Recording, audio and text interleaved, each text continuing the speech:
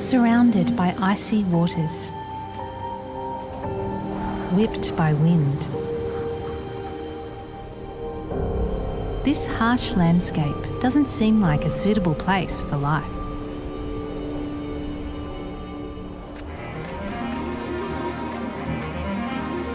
But tell that to this Adelie penguin, or the estimated 6 million others that call East Antarctica home, or to the legion of emperor penguins lined up for miles across the icy landmass, making their journey to sea.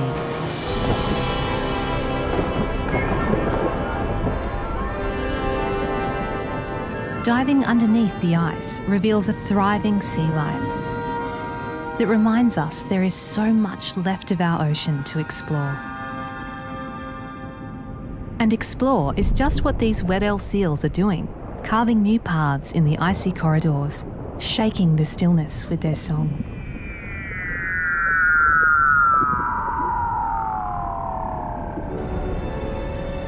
The deeper you dive, the more diverse life is.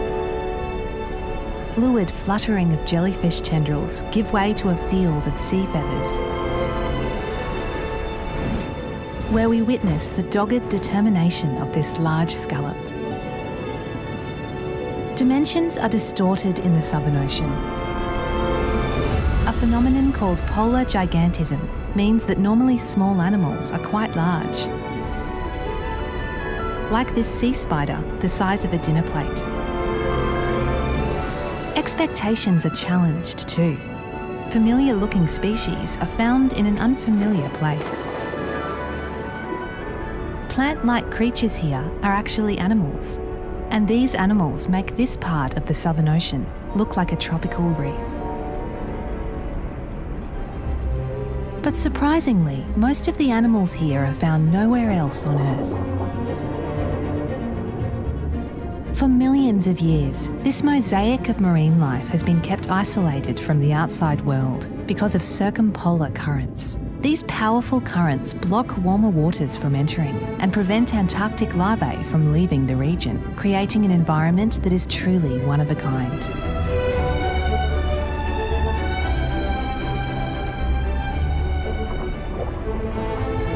And nutrient upwellings from the deep, cold bottom waters around Antarctica nourish faraway seas. So despite its isolation, we all depend on the Southern Ocean, and we all have an impact on it.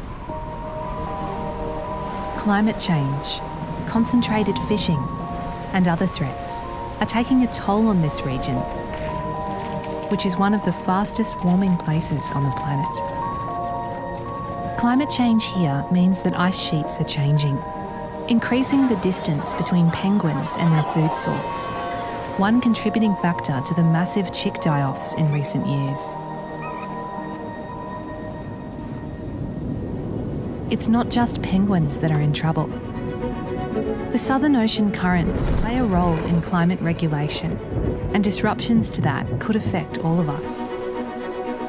It's one of the many reasons the world needs to come together to safeguard the Southern Ocean. In 2018, the Commission for the Conservation of Antarctic Marine Living Resources, or CCAMLR, is considering 3 new marine protected areas, including one in the waters surrounding East Antarctica. A step that would help the region build resilience against climate change. The proposal would protect foraging and breeding grounds for these penguins and all other species that call this place home. It would also serve as a critical step toward fulfilling a bold promise CCAMLR made in 2011, to build a network of marine protected areas that will have impacts in this region and beyond. It's time to make good on that promise. It's time to protect East Antarctica and the Southern Ocean.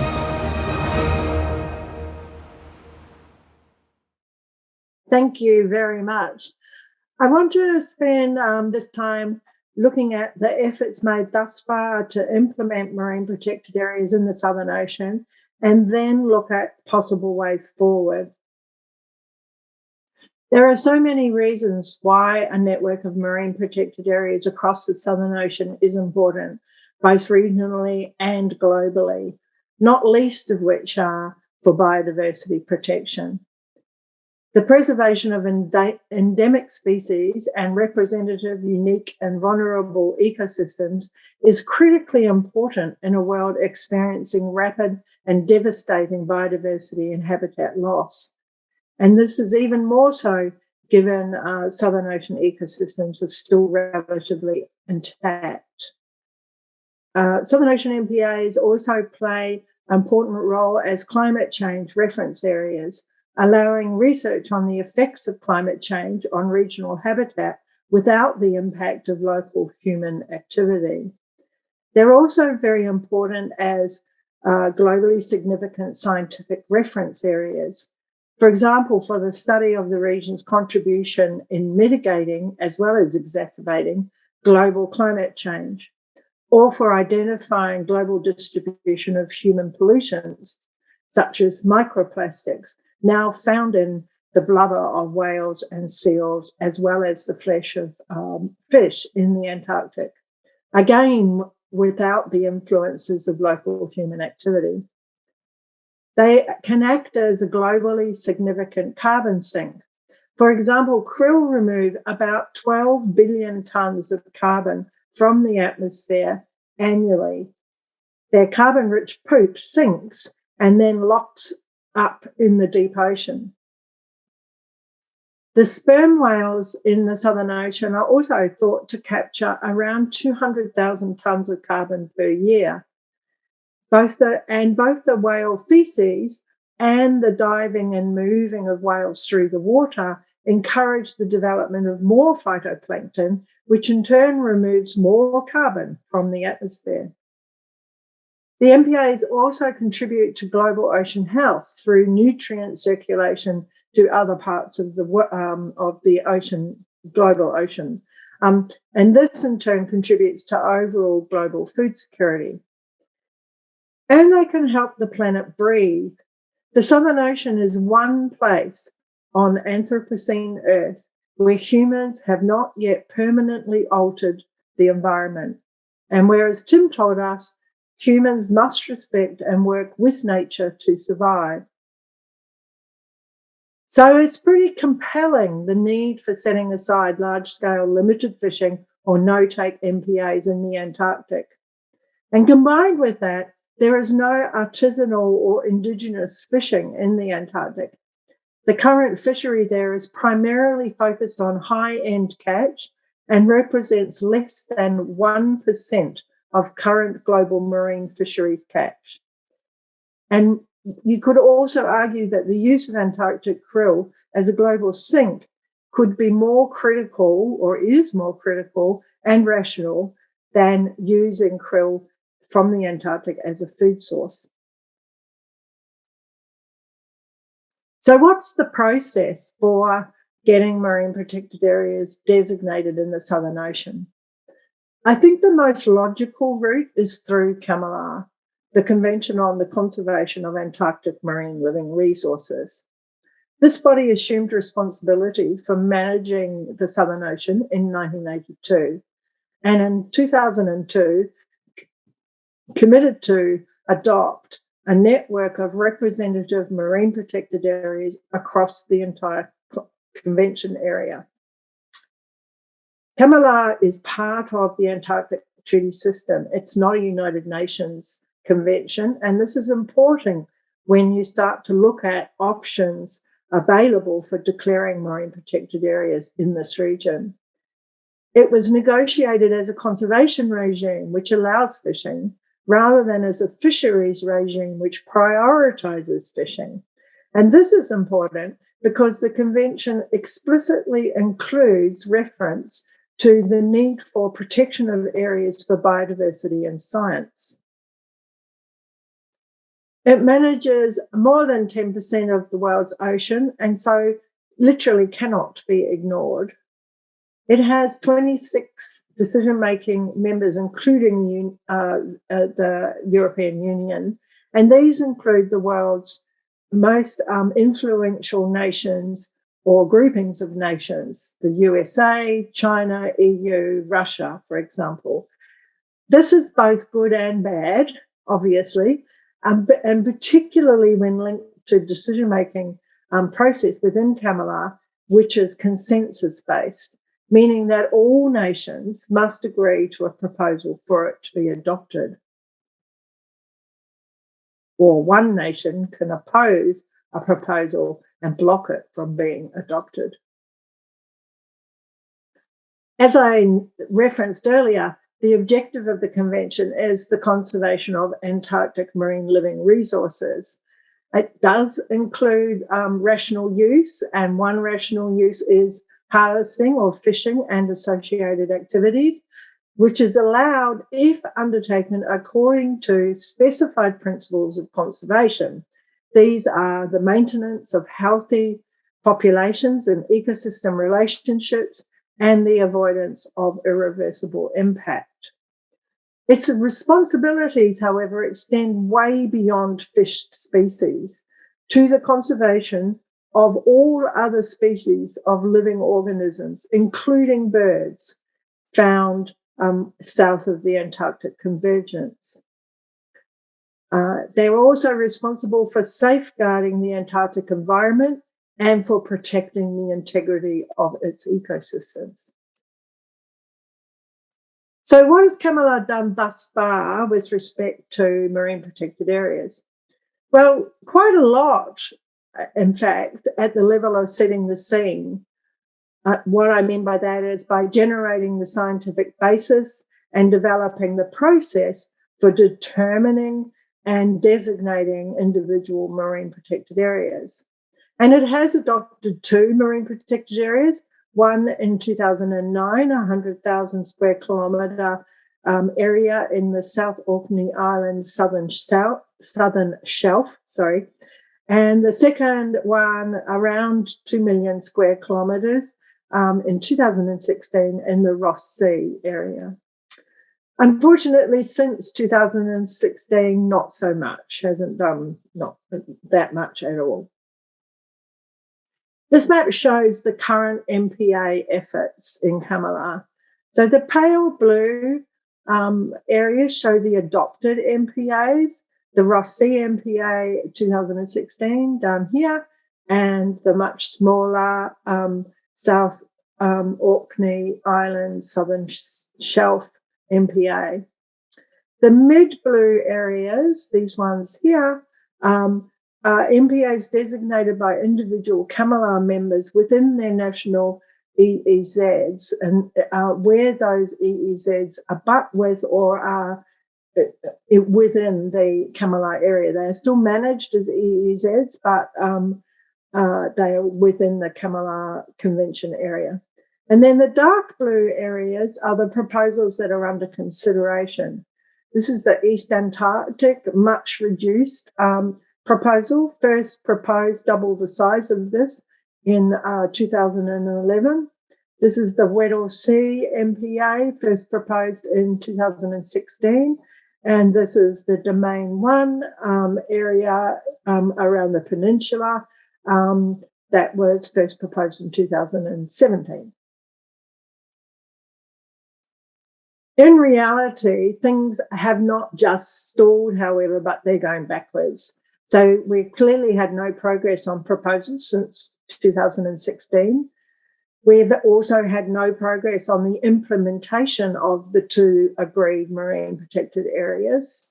We have China and Russia now calling for a review of the commitment, consensus agreed commitment to the MPA network.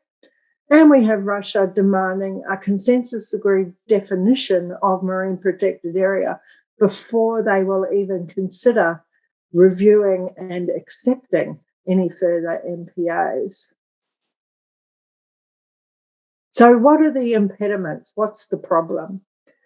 I think fundamentally it's a combination of fishing interests and aspirations, particularly of China and Russia, combined with the consensus decision-making process of the Commission, which allows one member to veto a proposal, even if that proposal is supported by a majority or a vast majority.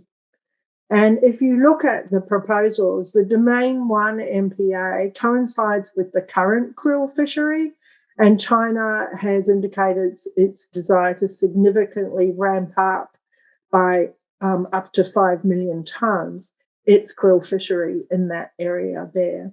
And the East Antarctic MPA area overlaps with an area where a krill catch limit has been set, although there's no krill fishing there at the moment.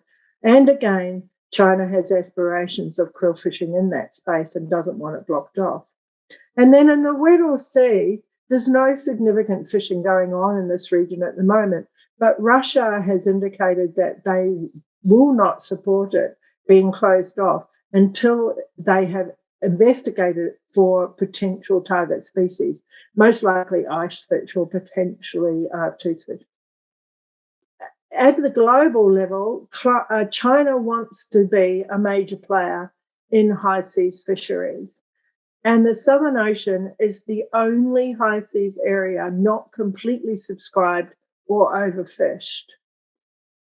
To progress their aspiration in the Southern Ocean, they want the convention to be seen as a fisheries regime that prioritizes fishing rather than as a conservation regime. And this is important because regional fisheries management organizations only have the authority to declare fisheries management closures. They can only close areas for fisheries management reasons. So they can't close an area or create a marine protected area for representative biodiversity protection or for climate resilience or for science, for example, all of which CAMLR can currently do and all of which we are wanting. I believe that CAMLR still remains the most likely organisation to deliver an MPA system. We already have the baseline there, but we need to do more than just lobby for MPA designation within the CAMLR Commission. I think that we need CAMLR members to take a conscious and deliberate decision to reverse CAMLR's slow default decline into RFO, Regional Fisheries Organisation status, and to also collectively reaffirm their commitment to the conservation objective as it was envisaged by its negotiators in the late 1970s. And if that cannot or does not happen, then on the basis of a failure by CAMLR and its members to achieve its objective, its conservation objective, then we need to push other bodies to play a much larger role in ensuring large-scale spatial protection in the region. So this could be the Antarctic Treaty, it could be the United Nations High Seas Protected Area process, or it possibly could be the Convention on Biological Diversity. And they could do this either by placing pressure on CAMLR to act or by threatening or enacting independent action themselves. For myself, I actually dream of CAMLR members going further. I dream of them recognising the global values of the Southern Ocean and becoming custodians of those global values, the biodiversity protection, the globally significant science, the global carbon sink, the planetary breathing space, the only place on Earth dedicated to peace and scientific cooperation, for example. So how do we get to where we need to go?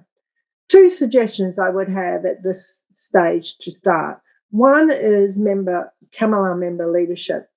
We need members in CAMLR to step up as leaders to address the veto behaviour, to stop Russia from pushing non-scientific evidence-based decisions, to address the attacks on the CAMLR norms and practices which have served CAMLR so well in the last 40 years. We need CAMLR member leaders to ensure that marine protected areas remain on the table in their original state rather than being constantly whittled down. And we need CAMLR members to force other CAMLR members to make a conscious decision on the direction of Camellia. Do you want to be a fisheries regime or do you want to be a conservation regime? I think the second thing that we need to start with now is a role for citizens. Of course, we need to continue and to build pressure on Camellia members and on Camellia itself to encourage nations to take that leadership role and to ensure that marine protected areas stay on the table. I think that citizens can encourage Antarctic treaty intervention on Camellia's failures, either to act or they could decide to act themselves on MPAs, and they have the legal capacity to do that. Citizens can also encourage external concern and pressure around Camellia's failure to act. So they can encourage both other international organisations to put pressure on Camellia to act or to take independent action. I have to say that I haven't worked all of this out, and I'm sure there are a lot more ideas and processes and things that we can do to make this happen. But and I don't even know whether this approach will work, but I do believe very strongly that Southern Ocean marine protected areas will not emerge without radical rethinking on the pressure points. They need to extend beyond Camellia itself.